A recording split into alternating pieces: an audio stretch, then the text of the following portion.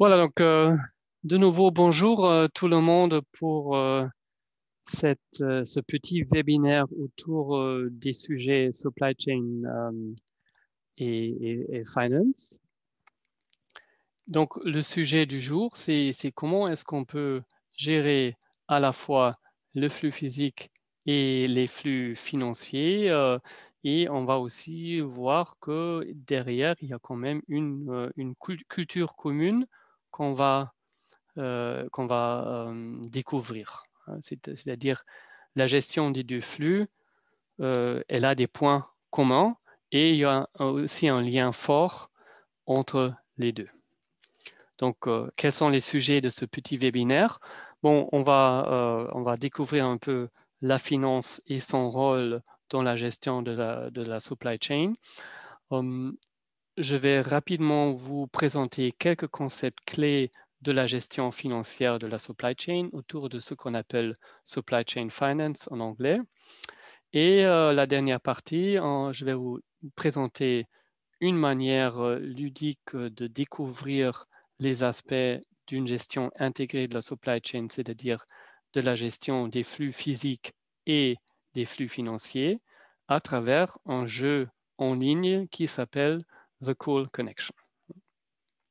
Donc, l'idée derrière cette intégration qui se fait à travers le jeu, c'est de permettre à tous les acteurs du supply chain management, c'est-à-dire aux acteurs et aux responsables du flux physique et d'informations, mais aussi à tous ceux qui sont responsables pour gérer les flux financiers, de mieux se comprendre et de partager un même langage, de partager des concepts clés des deux domaines et aussi des objectifs communs.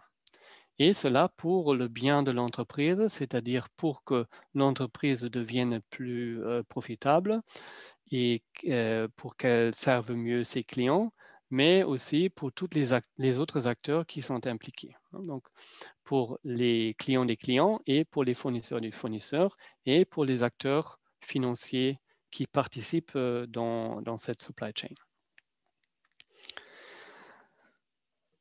Par rapport à la maturité et au développement des supply chains, on peut identifier plusieurs niveaux. Donc, une supply chain plutôt simple est souvent une supply chain qui est désignée comme réactive et dysfonctionnelle.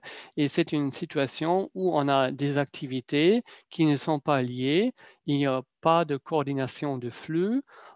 Souvent, la supply chain elle est plutôt perçue comme un centre de coût que d'un centre de profit. Au fil du temps, la supply chain devrait se développer vers une supply chain qui est au moins semi-fonctionnelle, c'est-à-dire on a des meilleurs flux, une définition des différentes fonctions, mais on n'a pas encore une vraie intégration de bout en bout avec les clients et les fournisseurs. Donc souvent, cette supply chain réactive, elle est aussi focalisée sur une efficience et sur la baisse des coûts. Aujourd'hui, beaucoup de supply chain se trouvent déjà au moins dans un état de supply chain intégré où on a un système partagé, souvent un ERP, qui permet d'aligner et d'assurer une coopération cross-fonctionnelle entre les différentes fonctions de l'entreprise. Et dans la quatrième étape de la supply chain étendue, on a un système qui permet de partager des informations clés avec tous les autres acteurs de la supply chain. Et c'est au plus tard à cette étape de supply chain intégrée et surtout de supply chain étendue où il faut réfléchir à la manière d'intégrer les flux physiques et les flux financiers. Au niveau de la description du flux physique, on se réfère souvent au modèle SCORE, Supply Chain Operations Reference Model. C'est un modèle qui a été conçu il y a 20-30 ans et qui est aujourd'hui promu par l'APIX. Et il décrit les processus clés qui se déroule dans une supply chain de bout en bout, c'est-à-dire des clients jusqu'aux fournisseurs des fournisseurs dans les deux sens. Et c'est déjà là où on a les éléments décrits des flux physiques, des flux d'informations, mais aussi du flux financier. Donc, au fil des années, nous savons que les premières idées de ce qu'on appelle aujourd'hui le supply chain management, ça a été développé après la Deuxième Guerre mondiale, d'abord sous le terme de logistique. Hein. Donc, la première étape de développement du supply chain management, c'était surtout autour des questions logistiques, donc organisation du flux physique. Vers les années 80, nous avons vu comme phase d'optimisation l'arrivée de la notion de la qualité, c'est-à-dire nous avons intégré des aspects de qualité proactive dans les différents processus clés logistiques et de fabrication. Et puis, les processus ont évolué vers une plus grande innovation, intégration et aussi la notion de la gestion intégrée de la supply chain. Et au lieu d'une simple gestion des processus logistiques, au début du millénaire, l'arrivée de la pensée autour de la soutenabilité environnementale, c'est-à-dire environmental sustainability, toutes les questions qui se posent sur ce niveau-là. L'arrivée de l'industrie 4.0 autour des années 2010. Et aujourd'hui, comme la prochaine phase d'optimisation de la supply chain, sont les questions de l'intégration de tous les aspects financiers qui se posent. Évidemment, ce besoin d'intégrer les aspects financiers, ce besoin, il a été renforcé par les effets des différentes crises que nous avons vues depuis quelques années. La crise financière de 2008, mais aussi aujourd'hui avec la crise sanitaire créée par le Covid. De nouveau, la question se pose, mais comment est-ce qu'on peut assurer que toutes nos activités supply chain aient un bon niveau de fonds de roulement pour fonctionner et pour résister aux risques externes et pour être capable de tirer profit des opportunités qui existent dans cette situation. Donc, cela nécessite aussi de repenser la stratégie pour la supply chain. Donc, au niveau d'une supply chain étendue, c'est-à-dire qui va intégrer des processus financiers dans sa gestion, des processus financiers qui concernent la société focale, mais aussi ses clients, ses fournisseurs et ses partenaires financiers. Donc, ces stratégies doivent évidemment sortir de la stratégie générale compétitive, passer par la stratégie supply chain et ensuite se retrouver en stratégie supply chain finance. Donc, au niveau de la stratégie compétitive, nous avons tous les aspects qui vont définir comment est-ce que nous, en tant qu'entreprise focale de cette supply chain, comment est-ce qu'on va agir sur le marché? Quels sont les produits, quelle est la qualité, le temps, les délais, les prix qu'on va proposer? Pour cette stratégie compétitive, on a besoin de certaines compétences. Et ce sont ces compétences qui font le lien avec la stratégie de la supply chain. On va décider des ressources dont on dispose. On va définir les processus de la gestion de la supply chain. Et on va aussi être amené à gérer le BFR dont on a besoin pour assurer le bon fonctionnement de cette stratégie supply chain. Et nous avons ici directement lien avec la stratégie de supply chain finance. Et au niveau de cette stratégie supply chain finance, nous devons aussi assurer que tous nos partenaires sont aussi capables de continuer à jouer un rôle actif dans cette supply chain.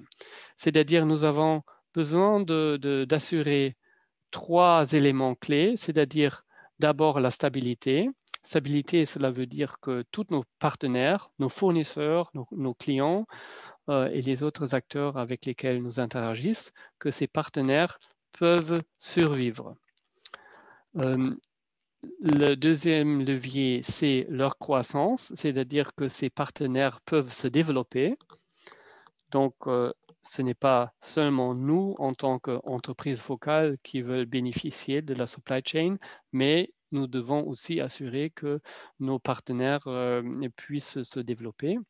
Et finalement, la loyauté, c'est-à-dire de se servir de cette stratégie supply chain finance pour lier les partenaires.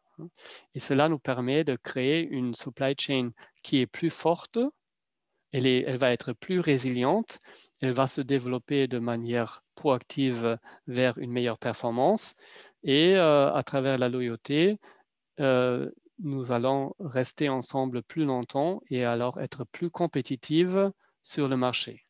Donc, une bonne stratégie de supply chain finance va soutenir cette stratégie compétitive d'où nous sommes partis au début. Donc, au niveau de cette stratégie de supply chain finance, nous devons assurer une bonne gestion des liens et des différents processus au niveau de la supply chain physique, mais aussi au niveau de la supply chain financière. En tant que professionnel du supply chain management, nous savons comment gérer les composants, les niveaux de service, la production, etc. Mais gérer les aspects autour des questions financières, c'est-à-dire par exemple les différentes facilités de financement, les limites de crédit, les paiements, etc. C'est souvent hors du périmètre habituel de nos activités. On peut aussi renverser le point de vue, c'est-à-dire on peut aborder le sujet de l'angle de notre DAF ou d'une banque. Donc, nous connaissons très bien les différents aspects financiers du supply chain management, mais ces acteurs-là ont souvent des difficultés à saisir les défis du quotidien de la gestion du flux physique. Donc, l'idée d'une gestion intégrée, c'est d'assurer que les 4 fonctions clés, c'est-à-dire commercial, supply chain management, achat et finance, se comprennent et puissent interagir de manière constructive à gérer effectivement les 2 flux. Donc, nous avons les différents liens financiers dans notre supply chain et on peut donner une définition très simple du sujet de la supply chain finance, c'est-à-dire ça concerne toutes les dispositions financières qu'on va prendre, par exemple sous forme de dette, de capitaux propres ou de contrats financiers qui sont utilisés pour assurer la collaboration de au moins 2 partenaires dans la supply chain. Et souvent, dans les stratégies bien définies, il y a plus que 2 partenaires qui sont intégrés dans cette logique de supply chain finance. Donc, il y a au moins un acheteur et un vendeur, et nous voyons dans ce petit flux qu'il y a plusieurs binômes d'acheteurs et de vendeurs dans l'image. Donc, cette supply chain finance qui devrait améliorer cette collaboration, elle est facilitée par la société focale, c'est-à-dire la société qui se trouve au milieu ou au centre de cette supply chain, et tout cela avec le but d'améliorer la performance globale d'un point de vue financier et physique, et cela pour atténuer les risques globaux qui existent dans cette supply chain. Et en plus des risques qui sont liés au flux physique, il y a aussi les risques qui sont liés au flux financier. Et nous avons aujourd'hui beaucoup de situations où la raison de la disparition d'une entreprise, elle n'est pas liée au fait que cette entreprise ou que cette supply chain ait des mauvais produits, mais plutôt parce que la supply chain, elle n'est pas capable de se financer de manière adéquate. Donc, cette idée de supply chain finance, la gestion de ce processus, ça nous permet de faire un lien entre les différents flux financiers et physiques. On a ici un schéma très simple de ces flux. Regardons d'abord la partie flux physique qui est en bas de ce graphique. Ça commence avec les achats qui achètent les matières. Les matières sont ensuite transformées en semi-finis et en produits finis par nos opérations et les activités de la supply chain. Et ensuite, c'est le service commercial qui les vend aux clients. Une fois que quelque chose a été vendu, bon, il y a un flux financier qui va être géré par notre fonction finance trésorerie et c'est cash, cette trésorerie qui entre dans notre périmètre. Cette trésorerie va être utilisée en partie pour payer les achats. Donc, c'est un flux en boucle fermée très simple et très connu par tout le monde, mais nous avons là-dedans, en plus des éléments du flux physique, aussi les éléments du flux financier. Par exemple, une fois qu'on a donné un produit à un client, le produit fini a été vendu au client, et entre le moment du passage des droits au client et le paiement, bon, ça crée une situation où ce client devient un débiteur qu'il faut gérer.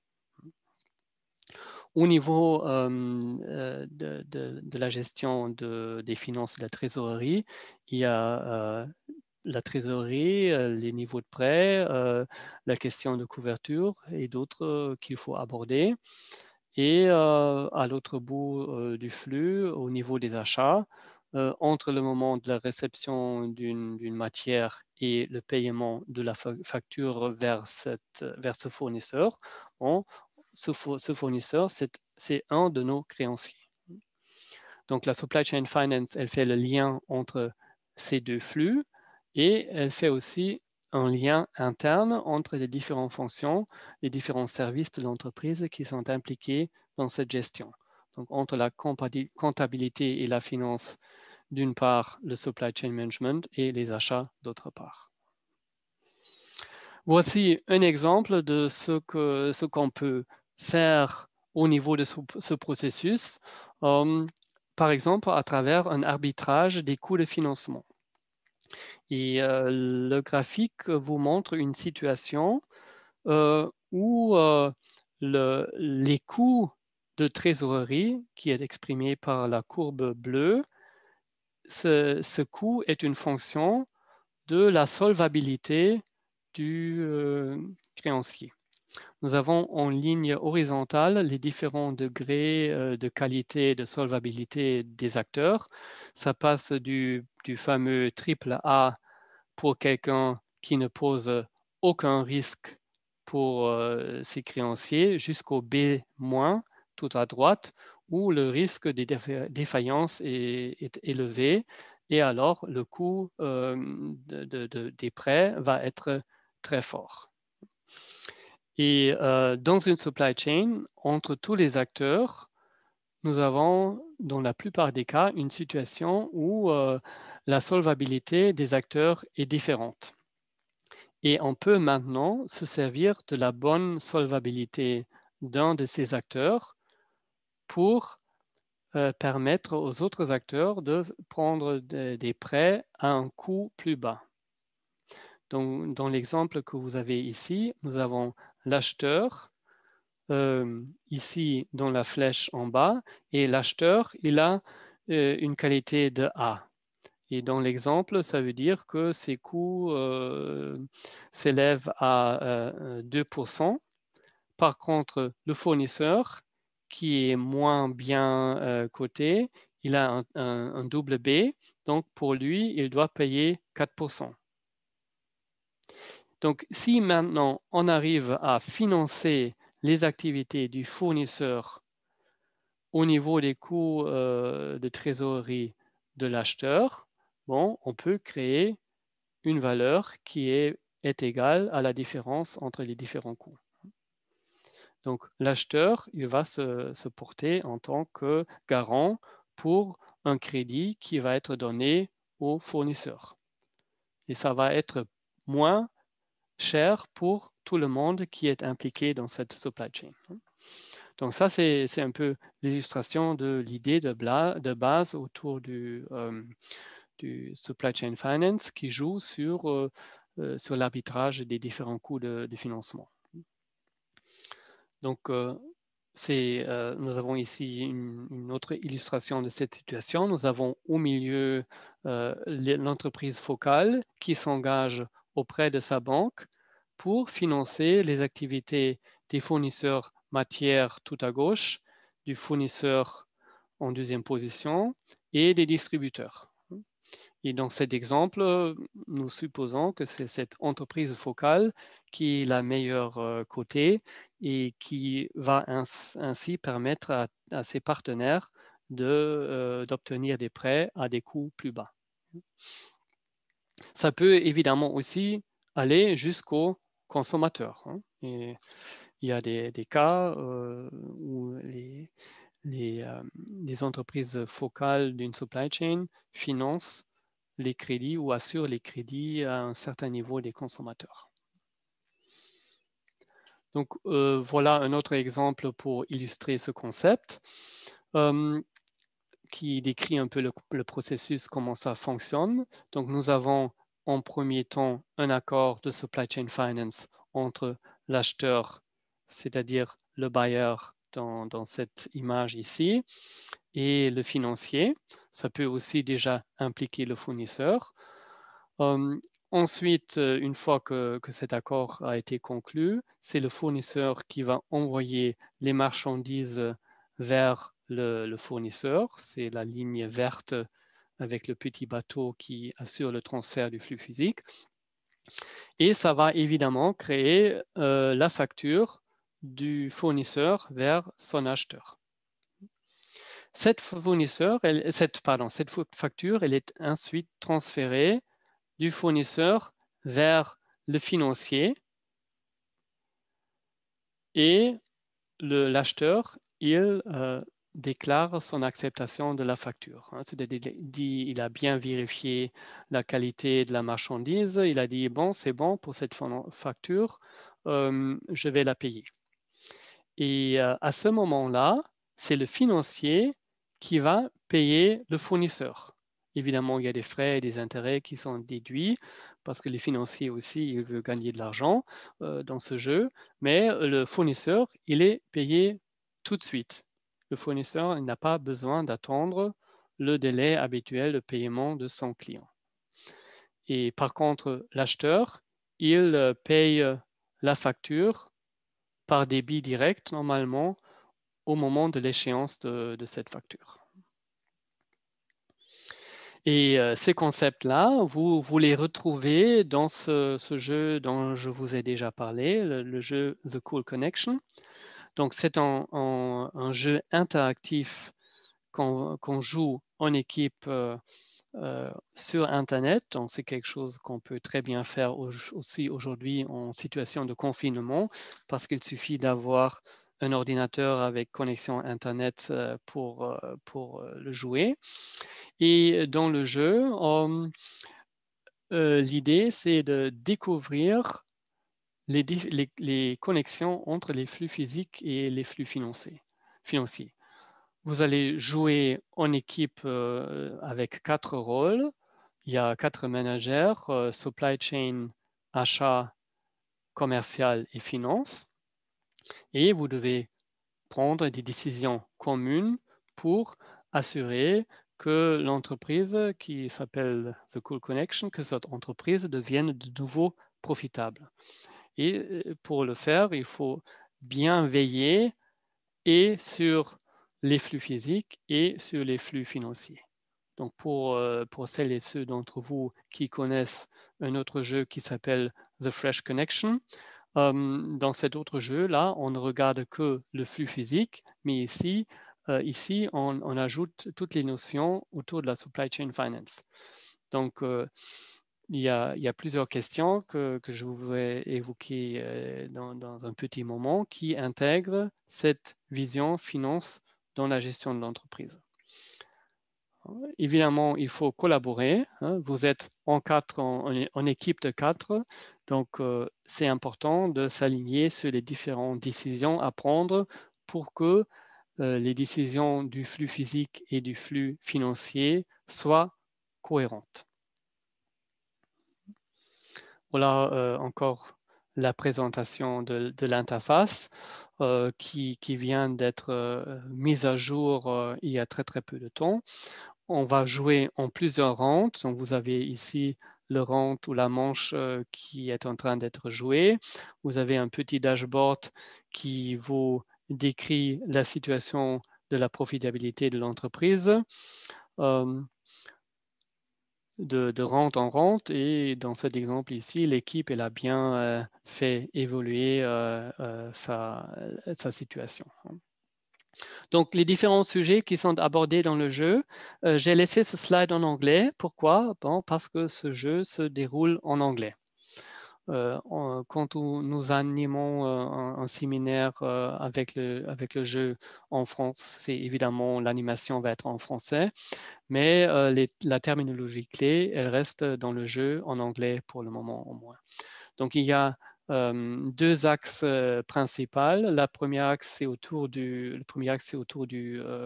Working Capital Management, c'est-à-dire la gestion du fonds de roulement, où on va créer le lien entre la chaîne de valeur physique et financière. Il y a plusieurs niveaux dans le jeu. On va toujours commencer avec un niveau plus simple pour découvrir comment ça fonctionne et ensuite ajouter d'autres niveaux qui vous permettent de prendre davantage de décisions. Donc, après un premier niveau de découverte, on ajoute des questions autour de la gestion des stocks. Le stock, il est important pour assurer le flux physique. Sans stock, il n'y a pas de flux physique, mais le stock, ça nous coûte aussi de l'argent. Donc, il faut assurer le bon niveau de fonds de roulement pour ce niveau de stock dont on a besoin pour assurer le flux physique. On va gérer la réception des paiements des clients et le paiement vers des fournisseurs. En troisième niveau, on ajoute l'impact des incoterms. Incoterms, c'est une manière de définir d'un angle standardisé le transfert de risque et de possession dans le flux physique. Vous connaissez cela de la gestion du supply chain management physique. Par exemple, si en situation de ex-works, le transfert se fait à l'usine du fournisseur et à partir de ce moment-là, la marchandise passe à la possession de l'acheteur et le risque passe aussi et c'est à ce moment-là que l'acheteur doit payer ou devient le créancier de l'acheteur. Si par exemple on change vers une logique de DDP, ça veut dire que ce transfert de possession et de ce risque se fait à l'endroit où se trouve l'entité qui réceptionne la marchandise. Évidemment, ces impacts sont importants au niveau des achats, mais aussi au niveau commercial. Et finalement, au quatrième niveau, on ajoute un programme de supplier financing complet, comme celui que je vous ai brièvement montré il y a un petit moment. Et l'autre axe sur lequel on peut jouer ce jeu, c'est autour du Integrated Business Planning, c'est-à-dire on va simuler les processus intégrés de planification financière et supply chain et à travers toute cette notion qui était le S&OP au début et qui intègre aussi aujourd'hui tous les aspects de performance d'un point de vue financier de l'entreprise. Donc ce jeu, il permet de se développer à la fois en individuel, mais aussi en équipe. Évidemment, chacun joue son propre rôle. Donc, je ressentis ce que ça veut dire d'être dans un rôle qui est forcément pas mon rôle dans la vie quotidienne. Et en même temps, je travaille en équipe en alignant les différentes analyses et décisions. On peut expérimenter dans un environnement qui est compétitif, mais qui est quand même un environnement de simulation. Donc, on doit prendre des décisions de niveau stratégique et tactique pour optimiser les aspects financiers et la performance globale de l'entreprise. C'est important de travailler ensemble. Hein. Une bonne collaboration, dans la plupart des cas, va se traduire en meilleure performance de l'équipe. Et comme on va toujours jouer à moins deux équipes, il y a toujours une équipe qui gagne. Et chacun veut évidemment que sa propre équipe soit l'équipe gagnante. Et finalement, on va apprendre et se développer, c'est-à-dire aussi comprendre sur quelle piste est-ce que moi, en tant que participant à ce jeu, sur quelle piste est-ce que je veux me développer et aussi qu'est-ce qui est nécessaire pour mon entreprise, pour ma supply chain, pour qu'elle devienne plus performante à travers une meilleure intégration de la gestion du flux physique et financier. Donc, si cela vous tente de le découvrir, évidemment, en tant qu'Accence, en tant que cabinet de formation de conseil, on vous accompagne, par exemple, à travers une journée de séminaire Supply Chain Finance avec ce jeu de The Cool Connection, jouer en mode standard ou grand public, mais on peut aussi vous proposer quelque chose sur mesure en intra-entreprise ou avec vos partenaires supply chain pour répondre à des défis spécifiques qui existent dans votre situation. On peut aussi vous apporter des formations supplémentaires, soit autour des sujets du supply chain management ou du sujet de la finance intégrée avec cette gestion de la supply chain. On a des outils qui nous permettent, des outils et des processus qui nous permettent de faire un diagnostic de la performance de votre supply chain physique ou financière. On peut vous accompagner dans l'optimisation du BFR ou la mise en place d'un programme de supply chain finance. Et aussi intégrer tout cela avec les approches demand-driven, c'est-à-dire demand-driven MRP, DDMRP et demand-driven Adaptive Enterprise, qui vous permettent de faire les liens entre ces flux physiques financiers et la nécessité de mieux gérer le monde VUCA dans lequel nous vivons au quotidien aujourd'hui. Donc jusqu'ici de ma part, merci d'avoir prêté vos oreilles. Et s'il y a des questions, il nous reste encore quelques minutes pour répondre à vos questions. Et donc, je vais ouvrir le chat. Donc, soit vous le mettez dans le chat. Je pense que c'est le plus simple et je vais ensuite lire la question et la répondre pour tout le monde.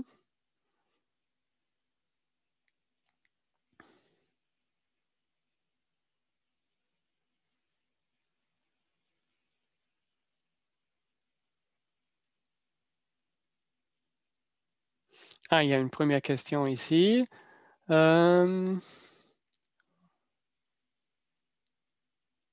Comment est-ce que se déroule une journée avec ce jeu The Cool Connection? OK, donc le déroulé d'une telle journée, c'est qu'il y a au début de la journée une petite présentation du défi qui existe et on va déjà, après quelques minutes, on va rentrer dans le jeu. Donc, on va faire un premier round, une première manche en mode découverte, c'est-à-dire que l'animateur ou moi ou la personne qui va être l'animateur de cette journée, la personne va vous présenter le défi qui est à rendre cette entreprise de nouveau profitable. Et on va regarder les 4 fonctions clés de l'entreprise, c'est-à-dire achat, supply chain management, commercial et finance. Et on va vous présenter avec un choix, une décision à prendre dans chacune de ces domaines.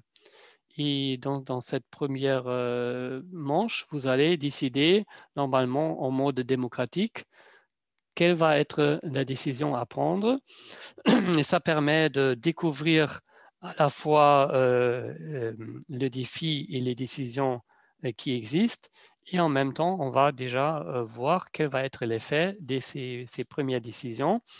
Et après, il y a une phase de retour d'expérience sur cette manche pour comprendre les résultats que nous avons vus.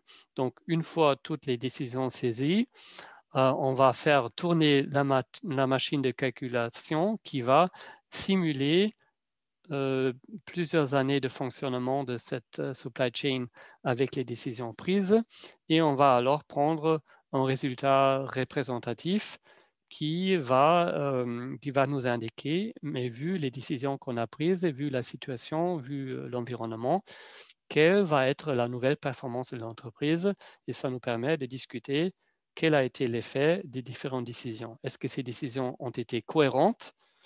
Est-ce que ces décisions ont permis d'améliorer la performance? Quels étaient les leviers qui ont été sur lesquels on a joué? Comment ça a interagi, etc. Et après, suit la première manche en équipe. Donc, on va vous mettre en équipe de 4. Chacun va prendre une des fonctions et vous allez prendre les différentes décisions. Vous allez analyser la situation, voir qu'est-ce qu'il faut faire, par exemple, pour éliminer les pénalités qui sont là aujourd'hui parce qu'il y a une défaillance dans le flux physique. Cette défaillance du flux physique, peut-être vous allez découvrir qu'elle est due au fait qu'on n'a pas pu produire parce que un fournisseur il n'a pas livré. Et pourquoi le fournisseur n'a pas livré? Bon, parce qu'il avait déjà épuisé sa ligne de crédit. Donc, le fait que le flux physique n'a pas fonctionné comme prévu, ce fait, il est lié au fait qu'il y a une crise financière au niveau de ce fournisseur. Donc, il faut prendre une décision peut-être par rapport à la ligne de crédit qu'on va donner à ce fournisseur pour qu'il puisse nous livrer. Mais qu'est-ce que ça veut dire? Bon, ça veut aussi dire que nous, en tant que donneurs de cette ligne de crédit, nous avons besoin de nous financer autrement. Donc, nous avons peut-être emprunté plus auprès de notre propre banque. Donc, ça va à la fois améliorer le flux physique, mais en même temps, ça va nous coûter plus cher. Donc, ce n'est pas toujours évident dès le début quel va être l'effet immédiat de ces décisions. Donc, il faut vraiment réfléchir comment interagissent les différents paramètres. Et cela, on le fait sur plusieurs rentes en fonction de la durée du séminaire.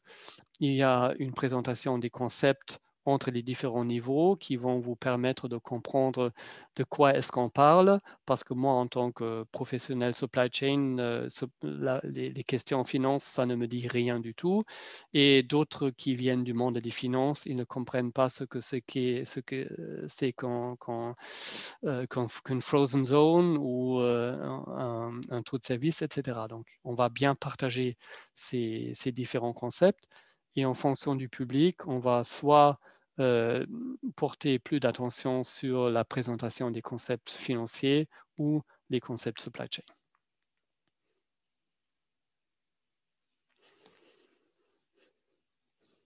Donc voilà, est-ce qu'il y a d'autres questions?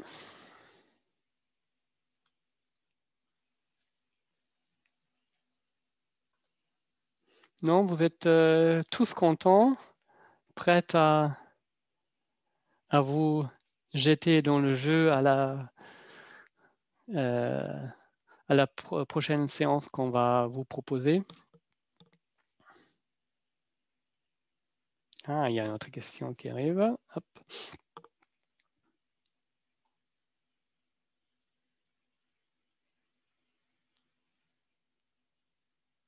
Peut-on voir une démo plus détaillée du jeu? Oui, c'est possible de faire ça. Ouais. On va prévoir une autre session dans laquelle on peut vous faire une présentation. Ça n'a pas été possible aujourd'hui parce que l'éditeur il est en train de mettre à jour l'interface. Donc, l'image de l'interface que vous avez vue, c'est une interface qui est tout nouveau. Mais je pense qu'on va être capable de vous faire une démo plus détaillée vers vers la mi-décembre.